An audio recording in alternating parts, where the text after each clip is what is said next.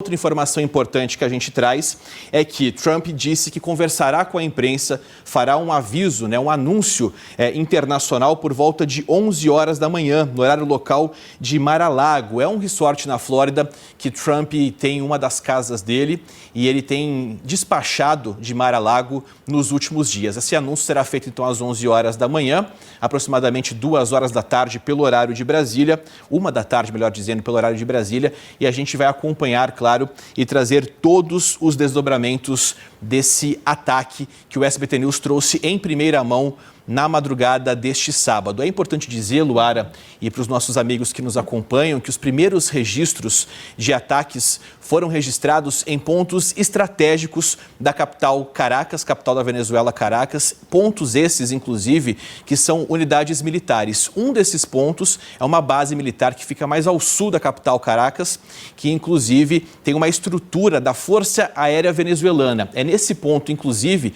que os aviões de pequeno porte, mas que teriam uma ação rápida para uma reação por parte da Força Aérea Militar venezuelana, poderiam decolar. Só que a estrutura foi danificada em todo esse ataque. A gente, inclusive, tem imagens, se conseguir colocar para quem está em casa, mostrando as novas imagens envolvendo um bombardeio na madrugada desse sábado, que traz informações complementares e mostra as primeiras imagens. Tem um detalhe importante, Luara, que é o seguinte: a dificuldade que as agências internacionais de notícias têm de conseguir fazer uma verificação, uma checagem isenta em relação a essas imagens. São poucas as imagens confirmadas pela agência de notícias Reuters, essa é uma delas, mostrando esses primeiros ataques e a cortina de fumaça que foi registrada, que foi identificada e foi gravada por moradores da capital Venezuela. Casagrande, quando a gente acompanha essas imagens, é impressionante até como as pessoas não estavam acreditando que poderia acontecer um tipo de ataque nesse momento. A gente tem observado um comportamento do presidente Donald Trump de ser um pouco mais aberto ao diálogo com outros países, inclusive, mesmo depois de toda aquela polêmica de supertaxação, mas com a Venezuela chegaram a ter conversas. Maduro parecia estar sinalizando um diálogo e a gente sabe que Donald Trump tem um interesse imenso em petróleo. A gente sabe da potência que é o petróleo para a economia mundial e a potência que nós estamos falando dos Estados Unidos.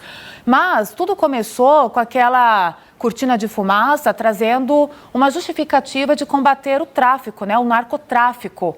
E aí entra uma disputa de poder na Venezuela, porque Maduro, a gente sabe que o país vive numa ditadura, tem todo o controle há muitos anos por Maduro, mas o problema de gestão, de políticas públicas, a falta de diálogo, inclusive levou o país, que já foi a Venezuela na década de 70, a terceira maior economia do mundo por conta do petróleo, levou para o cenário que nós vemos hoje. Agora, é uma intervenção militar dos Estados Unidos no território da Venezuela. Há um mês nós estávamos acompanhando que Donald Trump, ele anunciou o fechamento total do espaço aéreo da Venezuela, inclusive para as empresas de voos comerciais, para que não circulassem, não sobrevoassem o território da Venezuela. Agora, um mês depois, acontecer esse ataque, diante de uma suposta abertura de diálogo de Maduro, e não tem como negar essas imagens que nós estamos vendo. São explosões, são diversas aeronaves sobrevoando a níveis extremamente baixos para poder, de fato, cercar e se aproximar e tomar conta da Venezuela. Agora, o que fica de interrogação: onde está Maduro e a esposa? Essa é uma informação importante, Luara, que, inclusive, o governo americano já confirma que Nicolás Maduro e a esposa teriam sido levados para uma outra localidade. Localidade essa ainda cercada de muito mistério. Quando a gente fala em mistério, obviamente, é porque a gente tem um cenário em que uma potência militar, que é o caso dos Estados Unidos, dizendo que fez a captura de um presidente da República, do presidente que é o caso do Nicolás Maduro, da esposa dele, que de certa forma também tem ali uma importância estratégica quando é assunto para atingir o Nicolás Maduro. E logo depois você não tem informação do paradeiro, isso abre brechas, abre margem para possíveis especulações em relação ao destino de Nicolás Maduro. Você falou do petróleo.